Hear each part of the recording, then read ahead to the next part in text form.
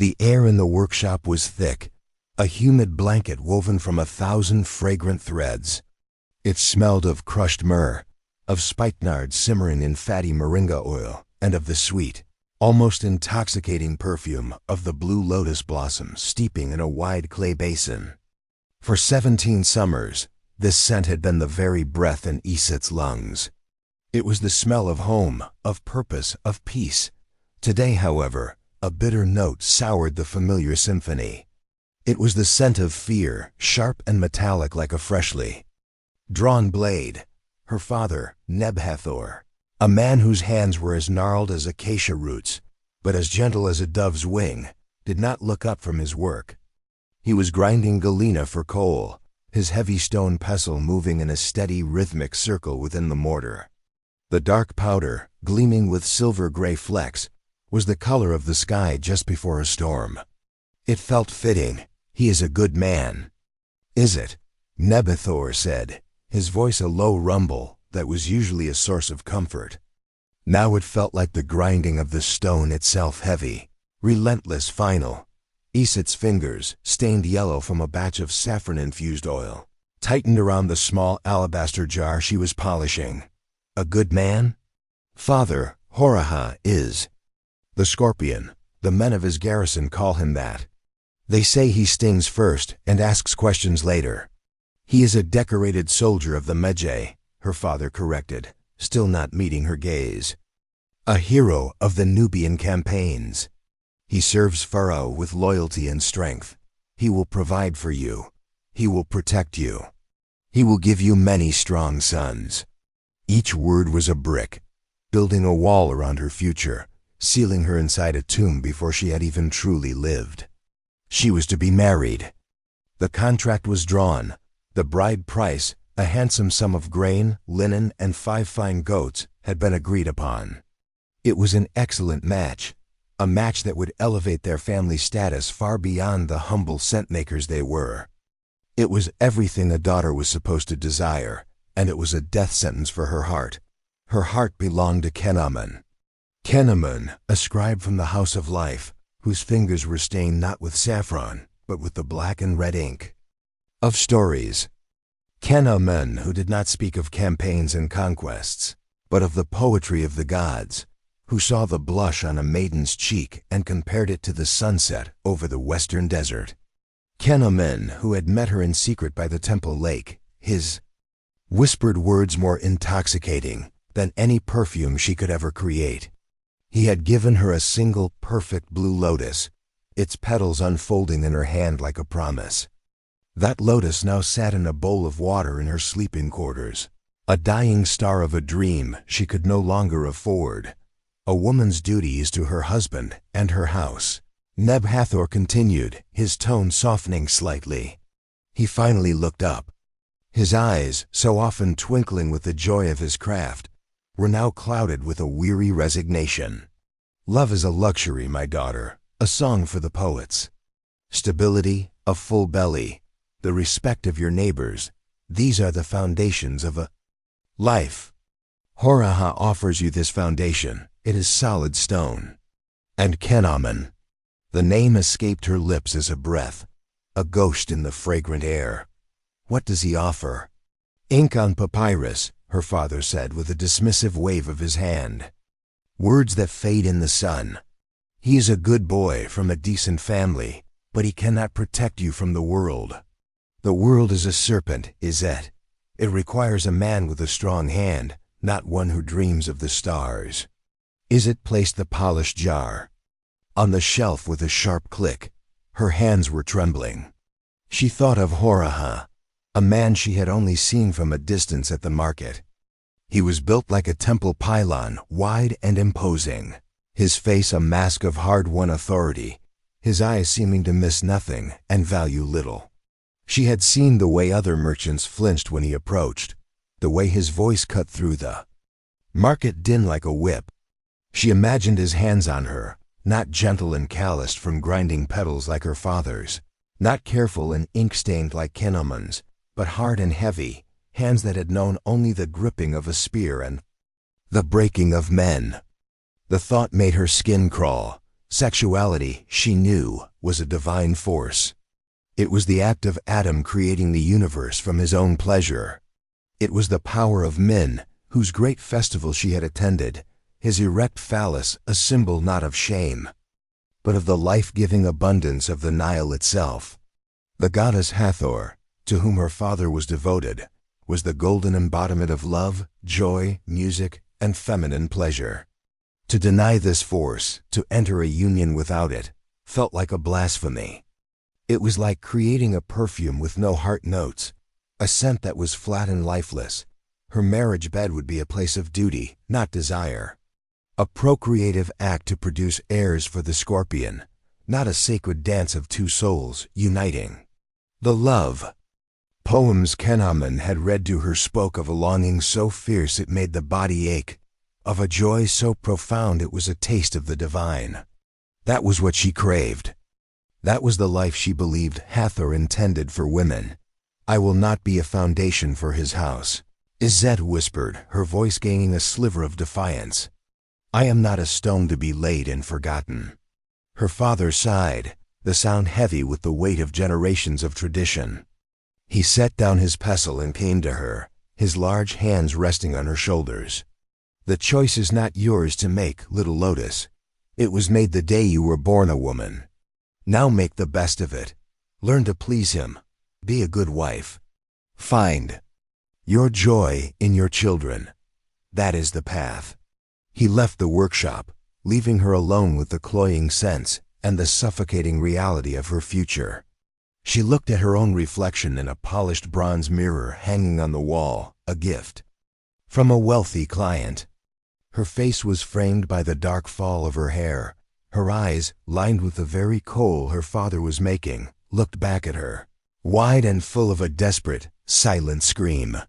The art of attraction, of beauty, of hygiene, it was all part of the divine dance, a way to please the gods and attract a partner.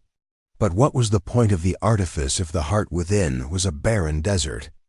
That evening, as the sun god Ra began his perilous nightly journey through the underworld, Iset made a choice. The path her father laid out was one of resignation. But there were other paths, winding and hidden like the secret canals of the delta. Paths that led to the temples, where priestesses served the goddesses directly. Paths that led to the physicians who wrote of secret remedies on their papyrus scrolls. And paths that led into the moonlit gardens where a scribe with ink-stained fingers might be waiting, unaware that the world was about to demand he be more than just a dreamer. She slipped a small, heavy bottle into the folds of her linen dress. It was her finest creation, a perfume she had named Khepri's Embrace, after the god of the rising sun. It was a scent of hope, of new beginnings, with bright top notes of citrus and a deep, enduring heart of myrrh and lotus. She would go to the temple of Hathor, not as a supplicant begging for an easy marriage, but as a woman seeking the goddess of love's wisdom. She would find a way to fight for her own desire. The world may be a serpent, as her father said, but Iset knew that even serpents could be charmed. And she, a daughter of the perfumer, knew all the secrets of seduction. She would not be the scorpion stone foundation. She would be the lotus that blooms in the most unexpected of waters. Her story was not over. It was just beginning to be written. The temple of Hathor was a world away from the grit and noise of the marketplace.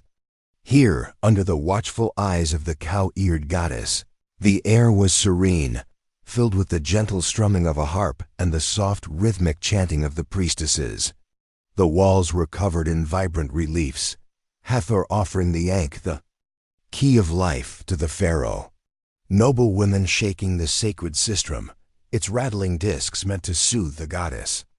And scenes of feasting and dancing, a testament to the joy she embodied. Iset felt a measure of peace settle over her as she entered the main courtyard.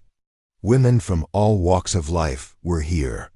A wealthy noblewoman, draped in shimmering linen and attended by servants, was making a lavish offering of a polished bronze mirror and a palette of green malachite. A poor farmer's wife, her face etched with worry, knelt before a small shrine, clutching a simple clay amulet of a pregnant woman, no doubt praying for a child. Hathor was a goddess for all women, a protector through the trials of love, childbirth, and life itself. Iset sought out a priestess she knew by sight, a woman named Merit, whose calm demeanor and intelligent eyes had always invited confidence. Merit was arranging offerings of blue lotus flowers before a life-size statue of the goddess, her movements graceful and practiced. "May the Golden One bless your evening, Iset," Merit said, smiling warmly as Iset approached. Her voice was like honeyed wine. "And may she bless yours, honored Merit," Iset replied, bowing her head respectfully. "I come seeking guidance. The goddess is always listening to the hearts of her daughters. What troubles you?" Merit's gaze was kind, but penetrating, as if she could see the turmoil beneath Iset's carefully composed exterior. Hesitantly at first, and then with a torrent of emotion, Iset explained her situation. She spoke of her arranged marriage to Horha, the scorpion, of the fear he inspired in her, and of her deep, secret love for Ken-Amun, the scribe. She did not weep, but her voice trembled with the force of her conviction. She was not merely complaining about an undesirable match. She was decrying a future devoid of the sacred joy that Hathor herself represented. Merit listened patiently, her expression never changing.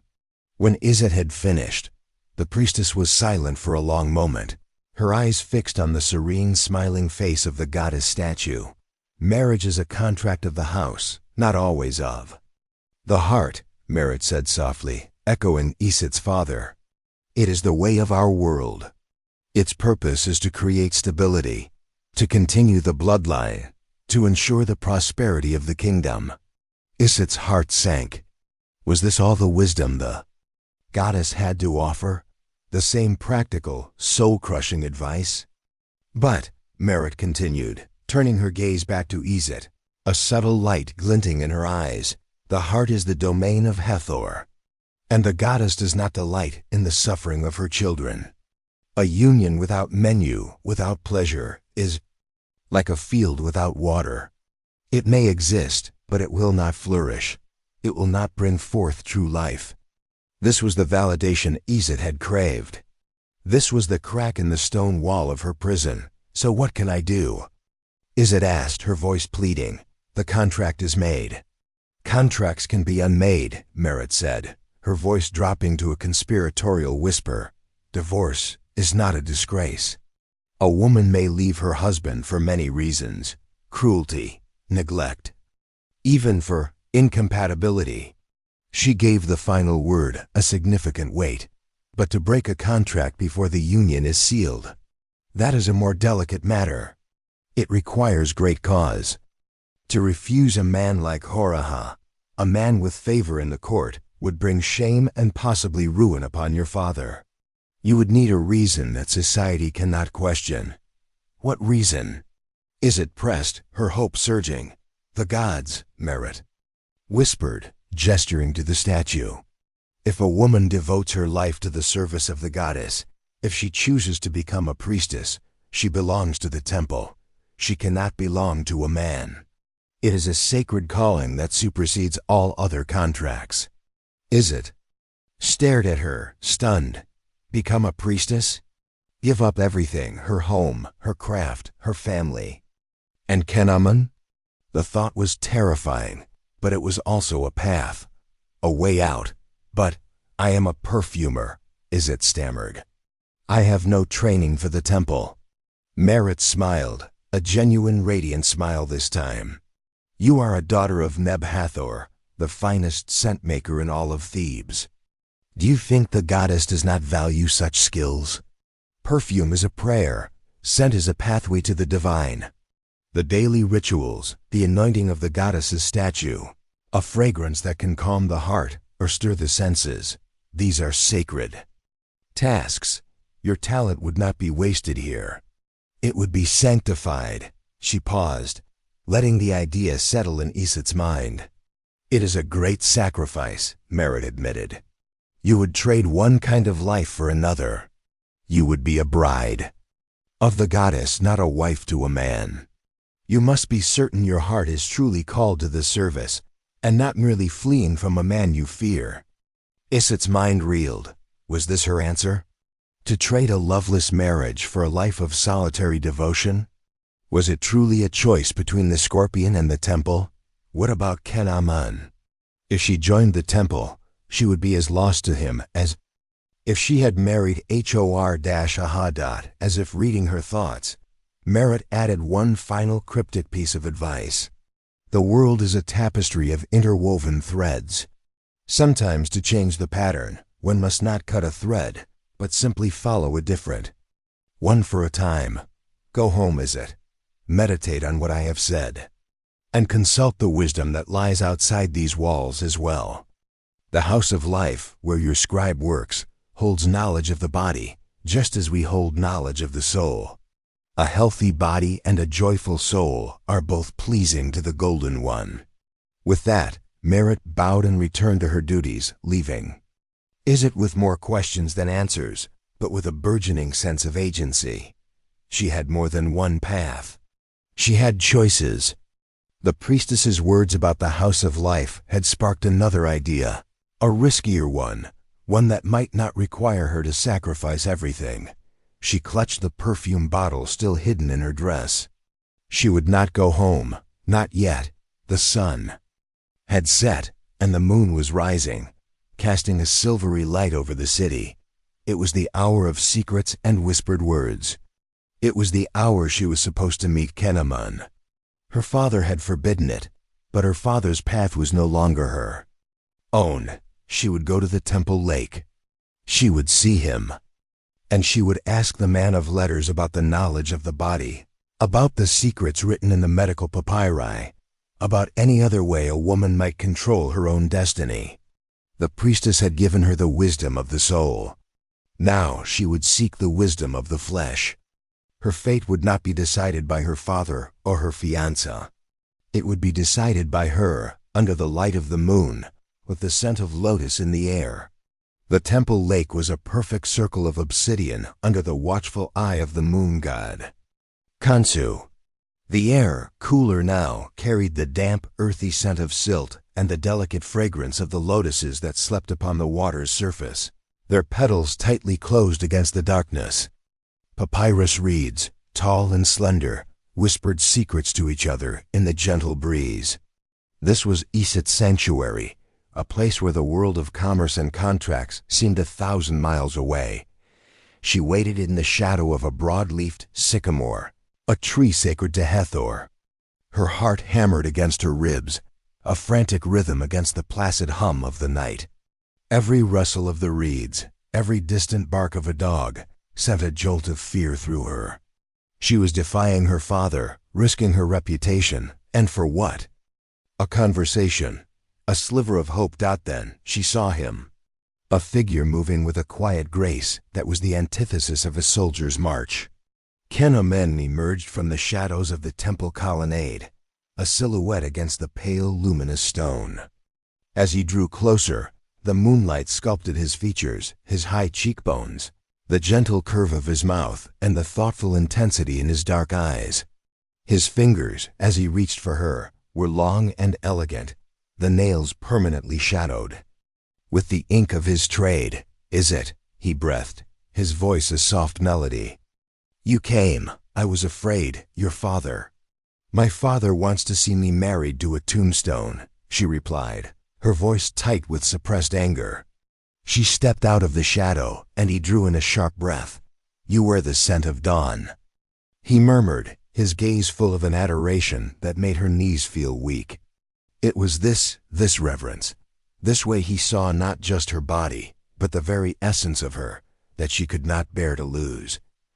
"It is my prayer for a new beginning," she said, her voice dropping. "Kenamun, I have no time for poetry tonight. I am in danger." She quickly recounted everything, the finality of the marriage contract with Hor-Ahad, the conversation with her father, and the cold, terrifying path that lay before her. His face, so full of gentle warmth moments before, hardened with a mixture of anger and helplessness. "The scorpion," he spat, the name tasting like poison. They would give a lotus to be crushed under a soldier's boot. It is a sacrilege. The priestess Merit offered me a way, Iset said, watching his face carefully. I could join the temple. I could devote my life to the goddess. Ken Amon's expression fell. She saw the devastation in his eyes, the future he had dreamed of dissolving into mist.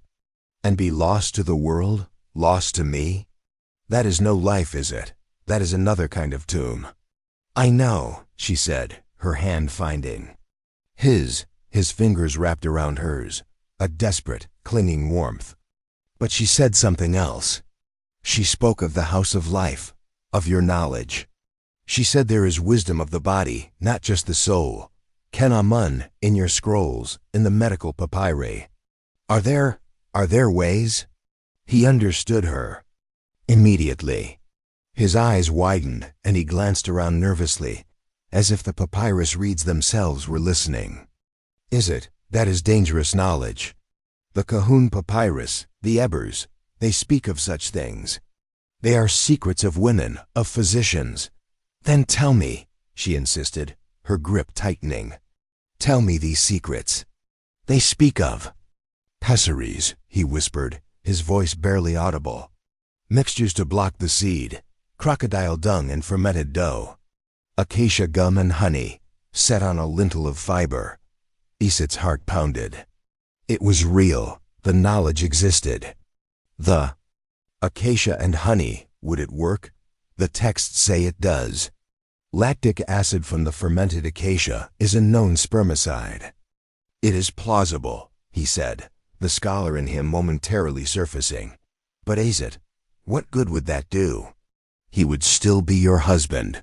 You would still be in his house, under his power. It would only delay the inevitable and invite his wrath. When you failed to conceive. A barren wife is a curse to a man like that. She met his gaze, her own eyes burning with a fierce, desperate light. Then I must be more than barren. I must be unsuitable, unwell. Is there knowledge of that? Of a sickness? A potion that would make a woman undesirable to a man who needs a strong wife to bear his sons? Ken Amun stared at her, his mouth agape. The audacity of her question hung in the air between them. This went far beyond contraception. This was deception of the highest order, an artifice to trick a powerful man and unwind a legal contract. It was brilliant and it was terrifying. He began to shake his head, a gesture of fear. Is it no, to brew such a thing?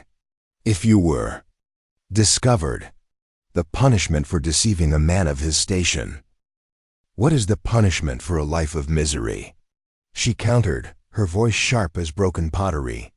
What is the punishment for a soul that is left to die every single day? Is it not my own life to command? You are a scribe. You guard the knowledge of generations. Is there nothing in all those thousands of scrolls that can help one woman who does not wish to be a slave to a contract she did not write? Her words struck him like a physical blow. He saw the fire in her, the same defiant spirit that had first captivated him, and his fear began to transmute into a steely resolve. He was a man of words, yes, but what were words if they could not be used to defend the person he loved?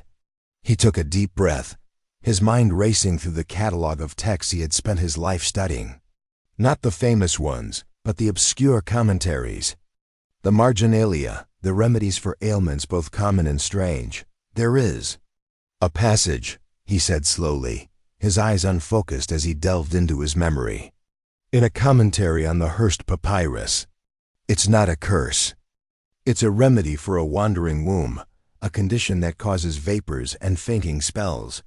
But the ingredients, they are potent: caper spurge, crushed juniper, and a mineral from the eastern mines. It is said that in large doses, it can bring about a persistent pallor, a weakness of the limbs, and a recurring sickness of the stomach. A ghost sickness, the text calls it. It mimics the signs of a fatal decay, but, the scribe noted, the effects are not permanent.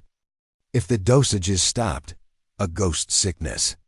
The words sent a chill down Iset's spine, a mixture of terror and elation. To be sick, but not truly sick. To be dying, but not truly dying. It was the perfect deception. Horaha, a man of action and brute health, would have no patience for a sickly, decaying wife who might not survive her first childbirth. He would reject her. He would have to. Can you get it? She asked, her voice a tense whisper. The formula? The ingredients? The scroll is in the restricted section of the archives, he said, his own voice now laced with the thrill of conspiracy. But I am an assistant to the master scribe. I can find a reason to consult it, the ingredients. The juniper and caper we can find.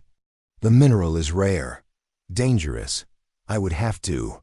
Snap! The sharp crack of a twig breaking nearby shattered the night's stillness. Instinctively, Kenaman pulled Iset back into the deep shadow of the sycamore tree, his body shielding hers, his hand clamped over her mouth. They stood frozen, their hearts pounding in unison. Through the gaps in the leaves, they saw two figures walking along the path by the lake. They were large men, carrying spears that glinted in the moonlight. Temple guards. They walked slowly, their voices low and guttural, their heavy sandals crunching on the gravel path. They were less than 20 paces from where Iset and Kenaman hid.